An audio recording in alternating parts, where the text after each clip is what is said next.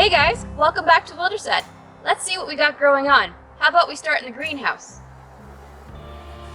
Now this is one of our Roma tomatoes. We got the seeds for this from Baker Creek Seeds. It's a heirloom variety and it's really great for canning. So we use the Roma tomatoes for sauces, stewed tomatoes, for really anything that you can. They're great because they're a paste tomato and they have lots of flesh. Intermixed among the tomatoes, we also have cucumbers. You can see this one's already growing a few cucumbers, which is great. We also mixed in basil, which does really great with tomatoes. There's also some beans in here. They're not doing so great, but that's okay. We have lots of beans everywhere else. This whole side of the greenhouse is Roma tomatoes. We do a lot of canning here on the Wilderstead. And in the middle, this is all peppers. We love our peppers. On this side, it's actually a mixture of peppers, unknown, that came from someone, a friend of ours, who planted extra, and then he lost the labels. They are doing great though, and looking forward to finding out what those are. These ones, the bushy ones here, are all different seeds from In the Woods with Wolfie. He sent us some seeds that he's been growing for quite a few years. There's a lot of peppers already started, and we're looking forward to eating some of these. In the middle here is cayenne peppers. These are the taller ones. These will be great in our fermented hot sauces and just making powders and adding to dishes. Speaking of adding to dishes, we have our bell peppers. I think that's the only sweet peppers we grew this year. And they are also doing great. We're starting to get some peppers already. We'll be adding these to stir fries, to salads, all that good stuff. And then we have our jalapenos. We love jalapenos and we use them in a lot of things. We make hot sauce. We also make coyote crack, which is a sweetened sliced up pepper that really you can't stop eating. They are so good. And there's some peppers already growing. We're doing great here. And then moving on to this side, there's a nice cucumber plant. This cucumber plant and most of our tomatoes have twine attached to it, which is then attached to a rope or twine across the whole top. Each plant we constantly tie up to this system in order for them to grow up, and I expect them all to grow all the way up to the roof of this greenhouse by the end of the summer. Right here we have purple bumblebee. Again, these are heirloom seed varieties. We also use them for canning. As we move down this way, we're moving on to the tie-dye tomatoes. These ones are a larger tomato. They are doing amazing. Again, destined for sandwiches, but will also be included in our canning and other adventures, our other tomato adventures. That's about it for the greenhouse. Let's move on to our trellis.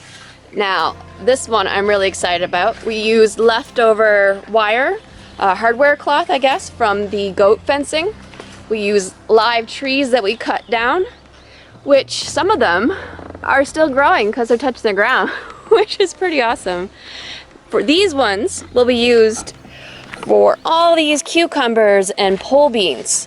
We are weaving them in so that they will grow up the trellises and give us a lot of cucumbers, a lot of beans, and we can pick them by walking inside. We also have a lot of kale. We love our kale. We decided to grow a lot of kale this year. We're going to freeze it. We might try canning it, chopping it up, possibly even kale chips. We have more beans, like bush beans, growing on the edge. And as you can see, we really need to harvest these kale because they are getting in the way and getting huge, and nothing else is getting sun. Celery. We have lots of celery. Love celery. We're going to chop these up, just the whole plant, freeze them, use them in soups and stews later. We have lots of different onion kinds. To be honest, I don't remember exactly where everything is everywhere, but we have onions, we have red ones, we have white ones. Now that is a lot of kale and a lot of onions and a lot of celery, and you might think, That's enough. They don't need more than that. You'd be wrong. Look at this kale. This kale is doing amazing. Look at it. It is huge. There's so much of it. Then we have beets here. They're coming along fine. More leeks, more onions, a bunch of volunteer tomatoes. This was a cherry tomato bed last year. So we have all these volunteer tomato plants. They are doing pretty well for just starting from seed. And we didn't even start these indoors, and there's no tomatoes on them yet, but hey, we'll see. There's no harm in keeping them. More beets. Oh, look at this one. That one is going to be a delicious treat. We can harvest those. They will keep pretty long. We can also can them. Nothing better than canned beets. This is our delicious broccoli. Look at that. No, we actually let the broccoli, we picked a whole bunch of it already. We ate a whole bunch of it, froze some, and the rest of it we let to go to seed because we want to have more broccoli last year. Look at all these seeds. They actually taste pretty good, but they're a little bit stringy, so it's more about the seeds. But these radish, we also let them go to seed. Those seed pods actually are quite tasty. Put those on salad, eat them as is, but I have to keep some because I also want those seeds for growing next year. This massive plant here, look at that. We actually didn't know what this was. We had a bag of a bunch of mixed seeds at the bottom. We thought maybe parsnip, and it turns out to be turnip. We have to maybe thin these out a bit. We've been doing that, adding into our food so they can grow pretty big. Some of them are pretty big. They're almost ready. And then a little bit of lettuce in here, some chard in here. More volunteer tomatoes. This was our Roma and field tomato type bed last year. So we have some volunteers here not doing so well. We might pull those to give more space. More and more of that radish. We're gonna have lots of seeds for that, more chard. And then we have a Dunster. Dunster! Hey, don't walk away from me. Oh, she just wants to show you this bed. So this one is a long crate. Yeah?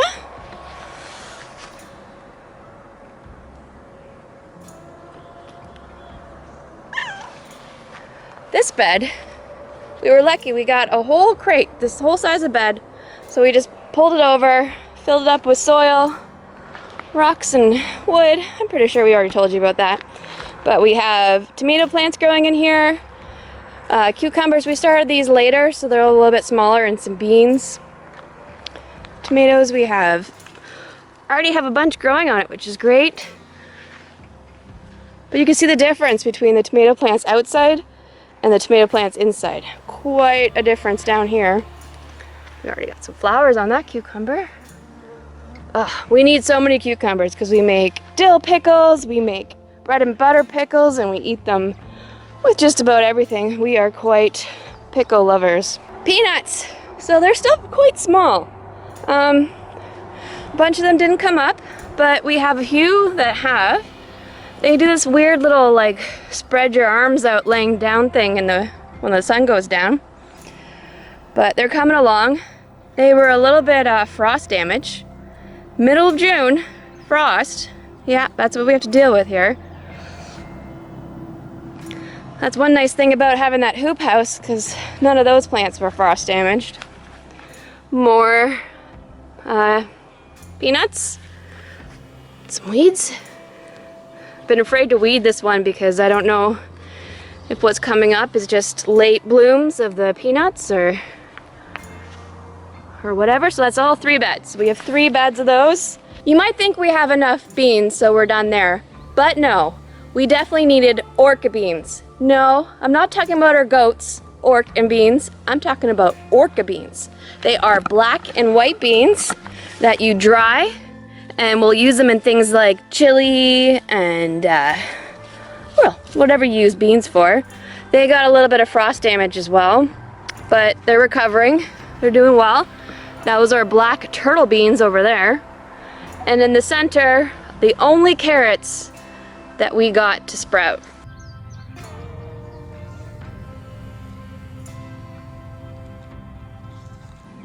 Interestingly, the seeds, the carrots that did sprout, we got from a seed exchange. So Sault Ste. Marie, they hold a seed exchange day, and you can go and pick up seeds. People are selling seeds, and there's a whole bunch of vendors there, and it's quite fun. What didn't grow were some very old seeds that we found at Dave's grandparents' house in an old bin. So not surprising that they did not sprout. Now, that's enough beans, right?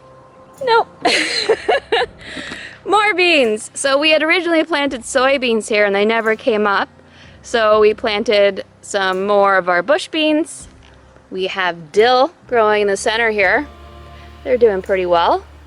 And then some beets that are not doing well at all. Maybe we'll plant some new things in here. Might be time to plant some more radishes so we can get some more radishes for our salad. One day in the lunchroom at work, I noticed this paper bag full of garlic seeds. I grabbed a couple, it said free to take, whoever wants them, and brought them home. And then waited another few weeks and no one else took any, so I just grabbed all of them. We sprouted them in little tiny trays, and we've planted them in this bed. They're really small, not doing much, but it's a small bed and, you know, can't get enough garlic. Oh, there's Dave. What you up to? Oh, more beans and tomatoes. Surprise, surprise. Oh, nice. That's getting huge. Oh, it fell off. These are Amish paste tomatoes from Jason. Start from seed. We also have these wax beans planted here. They're not doing as well. Outside the greenhouse, they got hit by frost. It's not as warm for them. Some of them with a little bit more exposure, they're not doing so bad. But yes, more tomatoes and more beans. Now what does that leave? What do we have left? Oh yes, our potatoes. As you might remember, we're doing a potato experiment where we're growing potatoes in rows in a bed. We also are growing some in pots, and then we have these two potato towers. This one is doing great. This is the one we don't have the post in the middle for watering. It's filling out on all the sides. So we plant the potatoes near the edges and they grow up the sides and up the top. This one got hit really hard by frost. So this side, we had some potatoes growing and then frost killed them and they're only growing on this side. How sporadic, how weird. We fill this watering pipe here, keep it nice and moist. It's been working out pretty well. We haven't had really any rain, which has hindered a lot of our growing, so we've been doing lots of watering. Looking forward to eating all that poutine. Now we also have a kitchen garden upstairs and some other gardens up there, but we'll leave that to another video.